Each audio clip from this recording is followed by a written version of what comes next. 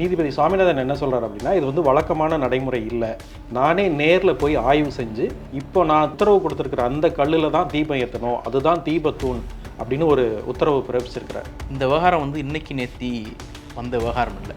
1800களுடைய மத்தியிலிருந்து 1860களிலிருந்து இந்த பிரச்சனை இருப்பதாக ரெக்கார்ட் சொல்லுது. இது வரைக்கும் உயர்நீதிமன்றத்தில், சிவில் கோர்ட்டில், சென்னை உயர்நீதிமன்றத்தில் இருநபர் அமர்வு, ஒரு நபர் அமர்வு, இன்னும் சொல்லப்போனால் 1930களில் ப்ரிவியூ கவுன்சில் லண்டன் வரைக்கும் போய் நடத்தப்பட்ட வழக்கு இந்த வழக்கு. ஒரு 15 தீர்ப்புகளை பட்டியலிட முடியும். 30களில், 62ல், 68ல், 2014ல், 2017 வரைக்கும் ஒரு 15 முக்கியமான தீர்ப்புகளை பட்டியலிட முடியும். இந்த 15 தீர்ப்பும் 2 விஷயத்தை வலியுறுத்தி சொல்லுது.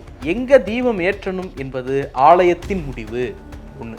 ரெண்டாவது, இந்த 15 தீர்ப்புலையுமே இன்னைக்கு ஏற்றப்பட்ட, அதாவது கார்த்திகை தீபத்தன்னைக்கு ஆலயம் எந்த உச்சிப்பிள்ளையார் கோயிலுக்கு பக்கத்தில் எந்த தூணில் ஏற்றுனுச்சோ அந்த தூணை தான் மேண்டேட் பண்ணும். இந்த 15 தீர்ப்புக்கும் முரணான ஒரு தீர்ப்பை கொடுக்கலாமான்னா கொடுக்கலாம், அதிலலாம் எந்த மாற்று கருத்தும் இல்லை, அது நீதிபதியினுடைய அதிகாரம் தான். ஆனால் கேள்வி எங்கேருந்து வருதுன்னா, நீதி வழங்கல் முறையில் ஒரு முரணை அவர் ஏற்படுத்துகிறார். ஒரு நபர் அமர்வு கொடுத்த ஒரு தீர்ப்பை 2 நபர் பெஞ்சு வயலேட் பண்ணலாம், 2 நபர் அமர்வு கொடுத்த ஒரு தீர்ப்பை அதற்கு ஹையர் பெஞ்சு வயலேட் பண்ணலாம். அதனால தான் நம்ம ரிப்பீட்டடாக ஒரு தீர்ப்பில் உடன்பாடு இல்லைன்னா அப்பீல் போகிறோம், இல்லைன்னா லார்ஜர் பெஞ்சுக்கு கொடுங்க அப்படிங்கிறோம். நீங்கள் இன்றைக்கும் விஆர் கவாயை வந்து எப்படி ஸ்கிப் பண்ணுறது, அவர்கிட்ட அந்த லிஸ்ட்டு போகக்கூடாது, வழக்கு போகக்கூடாதுங்கிறதுக்காக வந்து ஒன்றிய பாஜக அரசு லார்ஜர் பெஞ்சுக்கு போடுங்க அப்படின்னு இந்த தீர்ப்பாய வழக்கு கேஸில் போய் நின்னாங்க.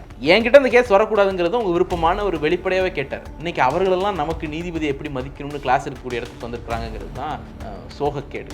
7/12/2017 ஜஸ்டிஸ் கல்யாணசுந்தரம், ஜஸ்டிஸ் பவானி சுப்ராயன் வழங்கிய தீர்ப்பு இன்னைக்கு எங்க விளக்கு ஏற்றிருக்கிறோமோ, தீபம் ஏற்றிருக்கிறோமோ அந்த உச்சிப்பிள்ளையார் கோயிலுக்கு பக்கத்தில் இருக்கக்கூடிய தூணில் ஏற்றுவதை உறுதி செய்கிறது. இவங்க சொல்லக்கூடிய இந்த கல் தூணில் வந்து ஏற்றணுங்கிற அந்த டிமாண்டை அது தள்ளுபடி செய்கிறது.